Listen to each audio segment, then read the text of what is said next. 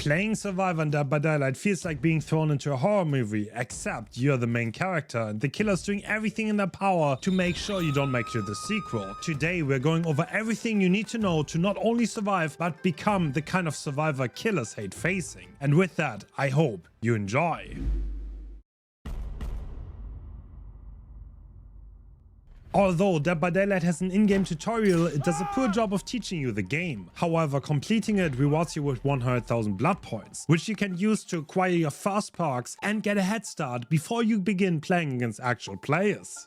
So, which survivors should we level first and what should we prioritize? Survivors function as skins with minor differences in noise level and visibility, but each comes with 3 unique perks. By prestiging a survivor, you unlock their perks for all other survivors. When deciding which survivor to level first, prioritize those with perks that are the most useful.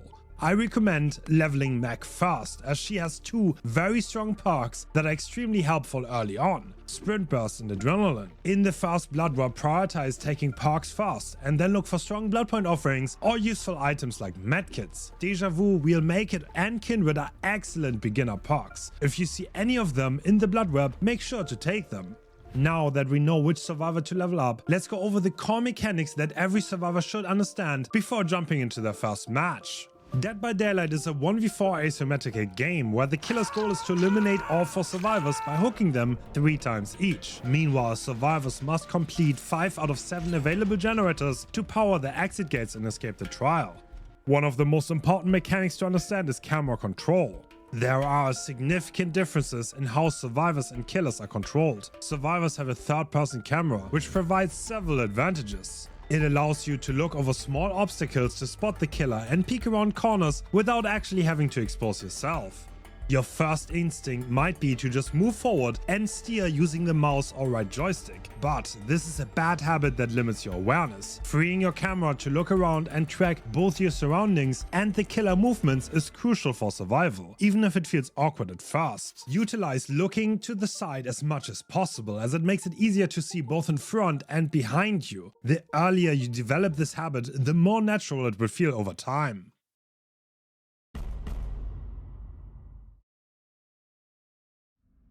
The start to a trial is oftentimes a bit hectic, there's a lot to take in. As a basic principle, you should always split up and stay away from your teammates to avoid making it too easy for the killer. Grouped survivors are easier to catch. Fortunately, the killer usually spawns further away, giving you a few seconds to look around and spot any notable structures or generators. If you start hearing a heartbeat, that is the killer terror radius and means he's getting closer. The intensity of both the sound and the visual heartbeat effect increases as the killer approaches. Remember that the killer always spawns further away from survivors at the start of the match. If you need to retreat, moving back towards your spawn location is the safest option, as it is the one place you know the killer will not be coming from. If the killer terror radius fades, it's a sign that they're moving away. This is your opportunity to safely start working on objectives. The easiest way to find generators is by looking for the light on top of them, which is taller than most structures and easy to spot from a distance. A permanently shining light means the generator has already been repaired. One of the most important tools survivors have is the HUD on the left side of the screen. It provides crucial information about our teammates' actions and helps us make better decisions during the match. 2 small wiggling entity claws indicate that a survivor is currently in chase, while 2 big ones mean that survivor is the killer's obsession, which is relevant for a few perks but rather unimportant and an outdated mechanic. The generator symbol means they are working on a generator, and the progress bar on the HUD shows how much progress they have. A totem icon means they're cleansing a totem, and a healing icon indicates they're healing another survivor or themselves. While repairing generators or healing survivors, you receive skill checks at random intervals. Skill checks are announced with a distinct gong sound. Failing a skill check notifies the killer and results in a penalty, while a great skill check provides a small progression bonus.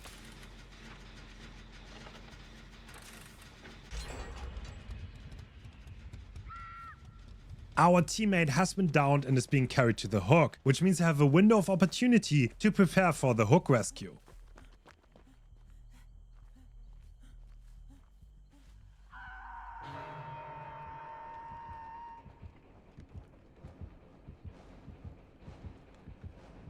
Once the killer leaves, we can safely move in. Thanks to our perk We'll Make It, we can heal our teammate much faster than usual. Healing normally takes 16 seconds, but with our perk active, we can cut this time down in half, getting them back into action really quickly. However, healing directly under the hook can be risky. If the killer's still nearby or on the way back, it's oftentimes safer to split up and heal somewhere else.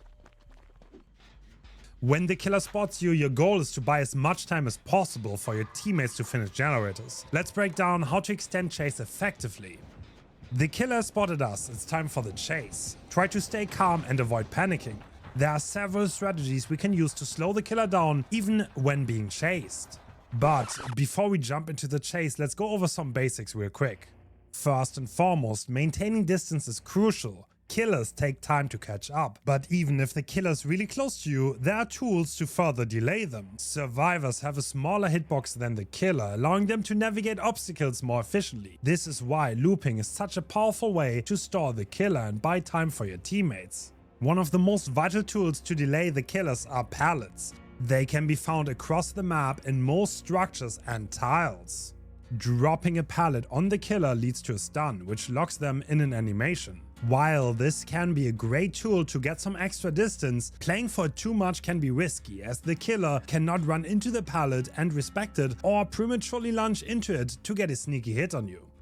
Generally, camping a pallet and waiting for the stun is something you might want to do early on, but it is a really bad idea and the killer will know what you're doing and outplay it. Either pretend to run past and go back, or maybe drop the pallet early to play it a little bit safe. While most killers do not have the ability to vault the pallets, survivors can do it in two different ways. By holding the running button, you can fast vault, which is significantly faster than the alternative, but gives the killer a loud sound notification. A good idea in chase, but bad if you want to be sneaky. Not holding the run button leads to slow animation, but it does not notify the killer. This is more appropriate when the killer does not know where you are, or you want to make a sneaky getaway.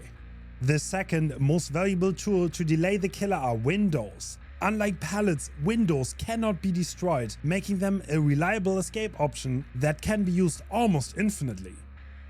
There are three ways to vault a window. Similar to pallets, there's the slow vault when you don't hold the running button. This is the slowest method, but also the sneakiest. It does not notify the killer at all. To perform the fastest window vault, also known as the fast vault, you need momentum towards the window. Approaching it while running grants a fast vault, which takes only half a second. This is significantly faster than the average killer vaulting after you, allowing you to create distance using windows. If you lack momentum or approach at a too steep angle, you will perform a medium vault. This is slower than a fast vault, but still very much faster than a killer's vault.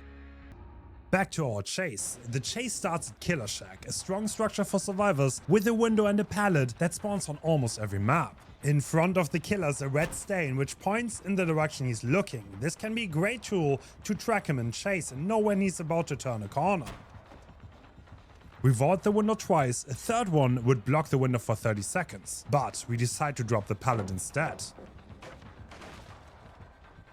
After leaving Shack, we need to look for windows or pallets to further extend the chase, and we find a rock pallet. We pretend to go past the pallet to come back for a stun. Even though the killer's stunned, the animation is not long enough for us to safely leave the pallet. And with the killer choosing not to break it, we need to loop around it.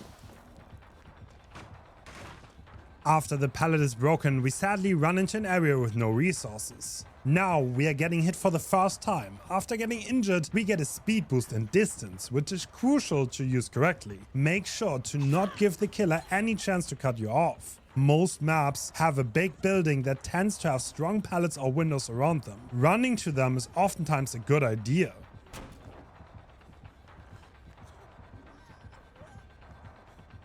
The killer smartly did not run into the pallet and outplayed us.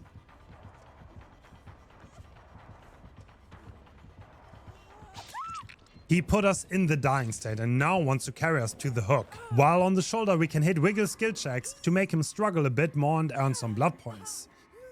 When we are on the hook, it's on our teammates to save us. There are still some things to do while you're on the hook. There's a unique opportunity where you can see where all your teammates are and what they're doing exactly. Using this downtime to understand what resources you have around you can be crucial if the killer decides to go for you again. Survivors have 2 hook stages before they die. This is our first hook stage. If we don't get unhooked in 70 seconds or get hooked again, we become dead on hook, meaning the next time the killer hooks us, we are actually dead.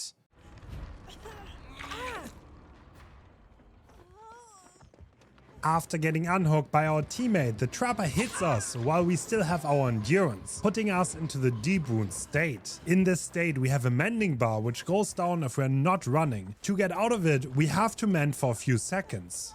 We have now reached the midway point of the game. While it is important to be careful, you don't want to waste too much time and get on generators when it's safe to do so, which is exactly what we're going to do right after mending. Survivors essentially race against the killer to complete the generators before the killer can kill you. During the next few minutes, the trapper manages to get a couple of hooks, sacrificing Dwight and thus eliminating him from the trial.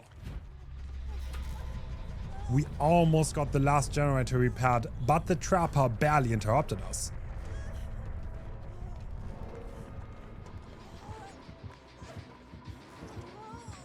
The trapper hit his red stain very smartly and downed us. Instead of carrying us to a hook, he's going to interrupt the last generator, giving us time to recover. While we cannot fully get up by ourselves without perks, we can get the progress to 95%.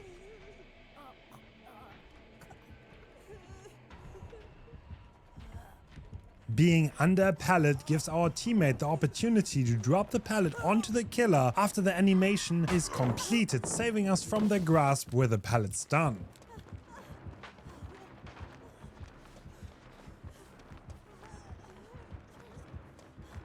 We can see on the HUD that our teammate is about to complete the last generator. This activates our perk Adrenaline, giving us a large speed boost and a health state. When the generators are completed, both exit gate locations are revealed to us for a few seconds. Opening these allows us to escape the trial.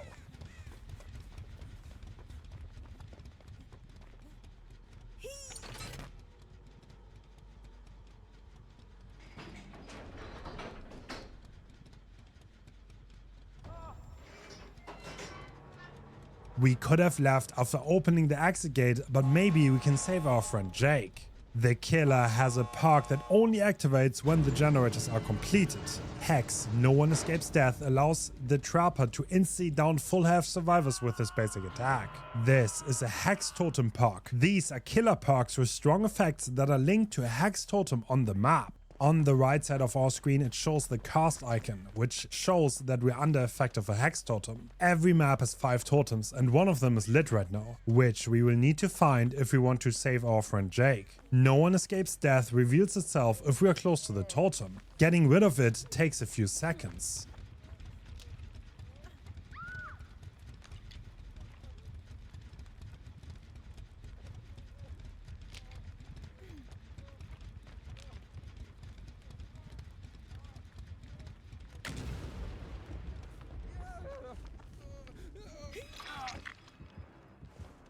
Another way to escape the tile is through the hatch, which spawns if there's only one survivor left in the trial. I brought a hatch offering with me in my loadout, which spawns the hatch in a specific location, which is why I'm heading to the shack and waiting for my teammate to leave through the exit gate door. Usually the hatch spawns anywhere on the map, but with this offering, it will always spawn on the backside of shack.